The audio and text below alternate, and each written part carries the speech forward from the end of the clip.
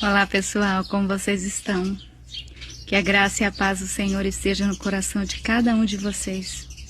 Mais um dia nos concede o Senhor. Você já adorou a Deus hoje? Já agradeceu ao Senhor por estar vivo, estar respirando? Pelo privilégio da vida?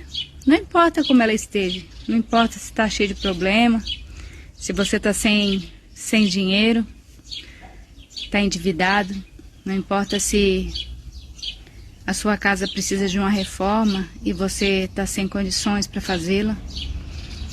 Não importa se um sonho de comprar um carro novo ainda não foi realizado. Nada disso importa nesse momento, que eu estou dizendo sobre viver, sobre o dom da vida, a graça de receber das mãos de Deus o privilégio de respirar,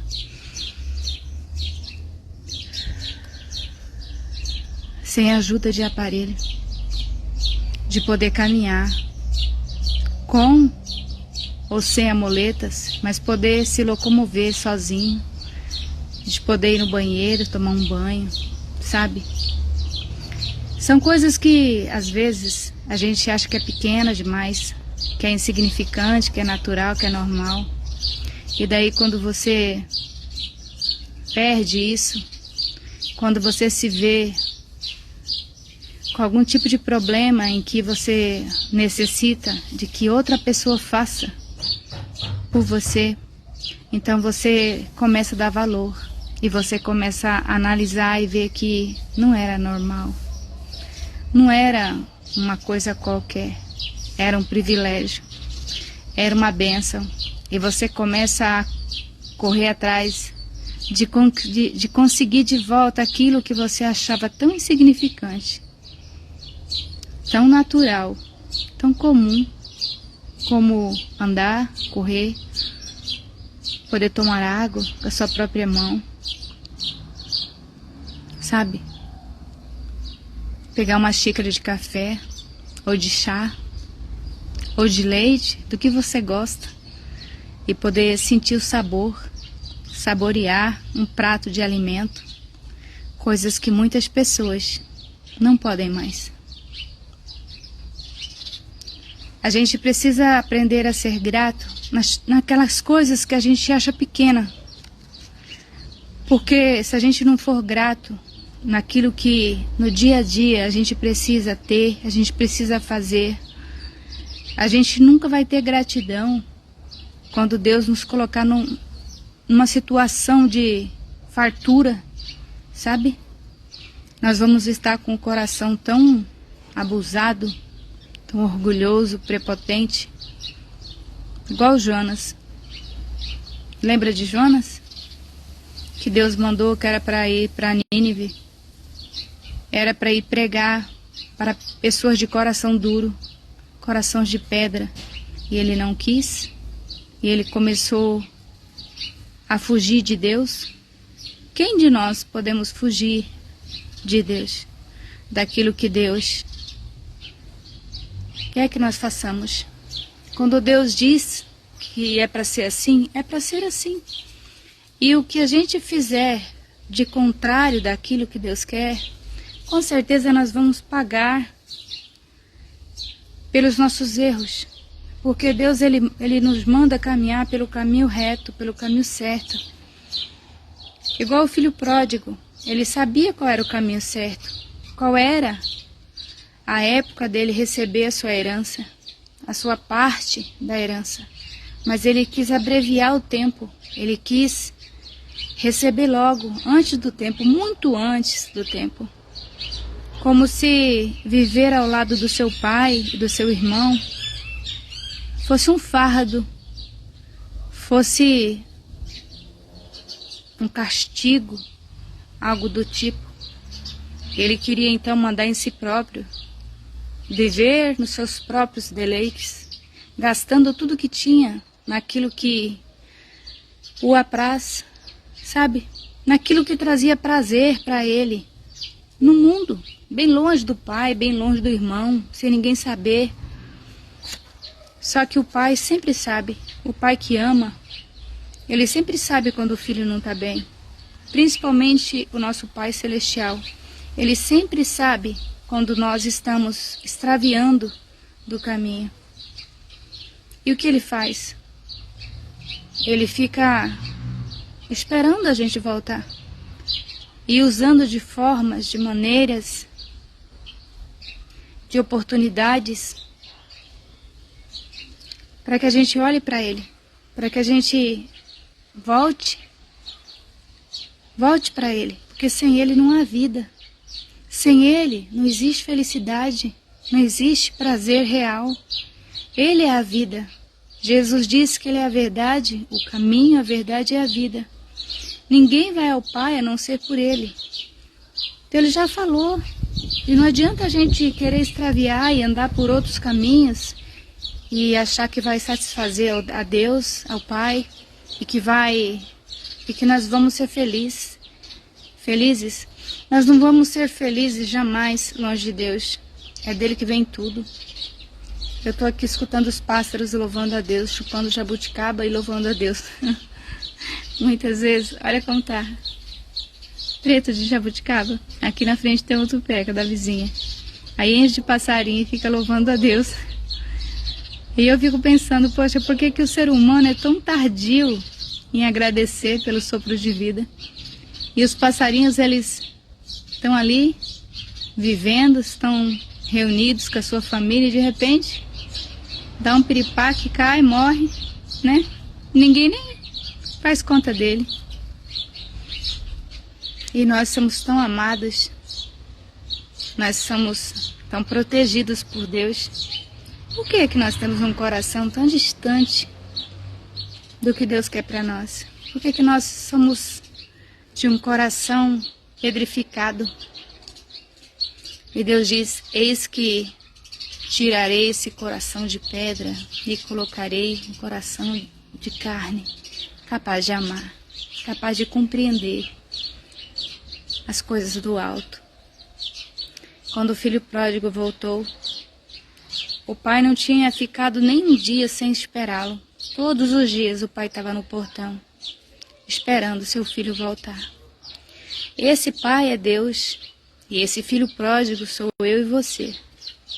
Todas as vezes que nós nos afastamos de Deus ou daquilo que Ele tem para nós, nós estamos pegando a metade da herança, né, a nossa parte da herança, e indo para longe.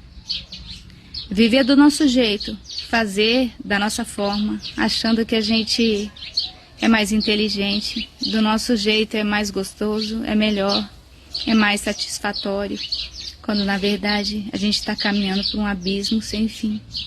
E Deus então, a Bíblia fala que Ele nos envolve com cordas humanas, cordas de amor. Ele usa pessoas, Ele usa situações, até animais, para que a gente consiga enxergá-lo, olhar para Ele e ver o tamanho do amor que Ele tem por nós, para que a gente volte, regresse para casa. E se você está distante da casa do Pai, distante do Pai, como aquele filho pródigo estava, volte, porque o Pai está te esperando, não para te julgar, não com o dedo estendido, para ficar te julgando, te condenando, não. Mas Ele está de braços abertos para te receber, para colocar um anel no seu dedo, te vestir com vestes reais, vestes novas, e celebrar uma carne macia de um novilho novo, sabe? Tudo de Deus é especial para nós. Tudo que Ele faz para nós é o melhor, é especial.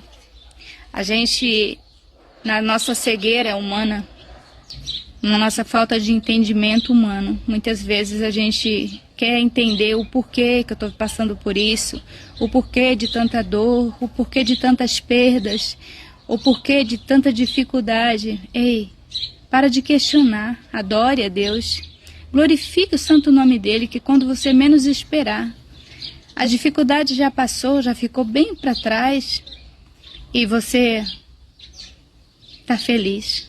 E o milagre você já alcançou. E você já tem bagagem para ajudar outras pessoas, outras almas que caminham errantes por este mundo, necessitando de compreensão, de amor, de entender os mistérios do Senhor. Em Salmos 139 diz assim: Ó Senhor Deus, Tu me examinas e me conheces.